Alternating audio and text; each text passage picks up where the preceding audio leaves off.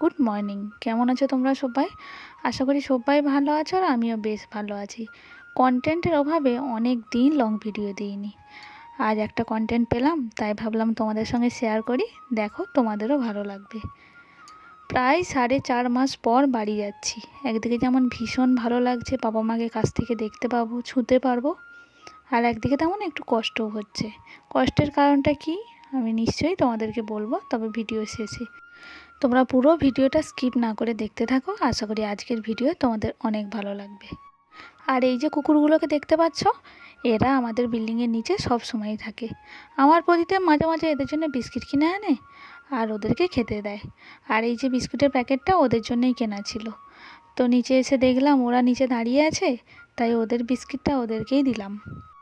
ওরা ভীষণ ভালো। ওদেরকে একটু খেতে দিলে আর একটু আদর দিলে আর কিচ্ছু চায় না। কখনো কাউকে কামড়াতেও দেখিনি।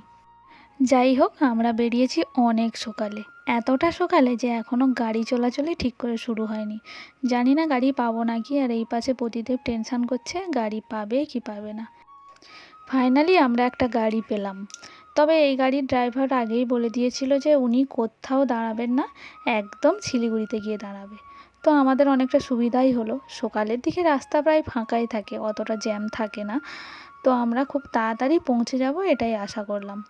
কিন্তু এই পাশে আমার গাড়িতে উঠে অবস্থা যাচ্ছিল খারাপ হয়ে। পাহাড়ি রাস্তাটা এত বছর থেকেও আমার এখনও শ্যুট করলো না। পাহাড়ি রাস্তাতে আমার ভীষণ পরিমাণে বমি হয়, মানে এতটাই বমি হয় যে আমি প্রচুর দুর্বল হয়ে পড়ি। আর তোমরা ভাবছো আমি ঘুমোচ্ছি? না না, একদমই ঘুমাচ্ছি না। আমার এতটা পরিমাণে বমি হচ্ছে, আমি জাস্ট চোখটা বুজিয়ে একটু বসে আছি আর কি। আর এখানকার নেচার নিয়ে তো আমার নতুন করে কিছু বলার নেই।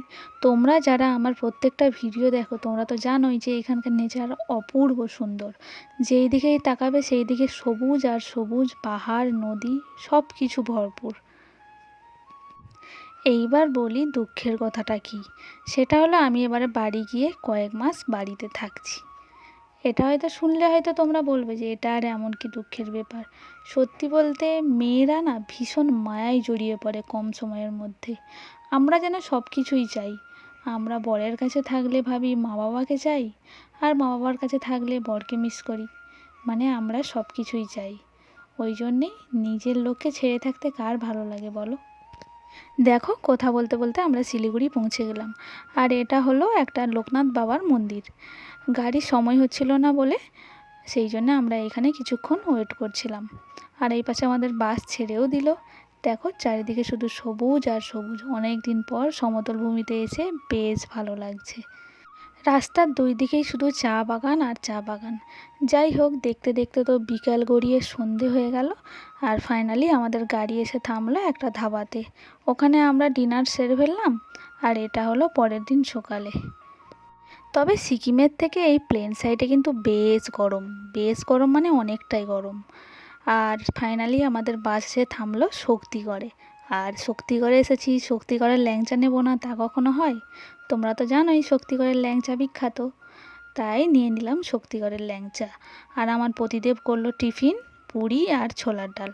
আমি আর কিছু খেলাম না, কারণ আমার শরীরটা ঠিক ভালো লাগছিল না। এটা তো জানোই তোমরা, ছানা পোড়া, সর ভাজা, আর পাশে হলো ল্যাংচা, যেটা আমাদের জন্যই প্যাক করা হচ্ছে।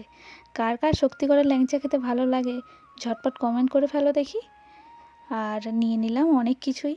আমরা মোট 500 টাকার মিষ্টি নিলাম বাড়ির সবার জন্যে। ফাইনালি আবার আমাদের বাস ছেড়ে দিল। তো এবার বাড়ির পথে রওনা হয়ে যাব। তো ভিডিওটা আজকে এই পর্যন্তই। ভিডিওটা ভালো লাগলে অবশ্যই লাইক কমেন্ট শেয়ার করো, আর আমার চ্যানেলটাকে সাবস্ক্রাইব করে দিও। টাটা।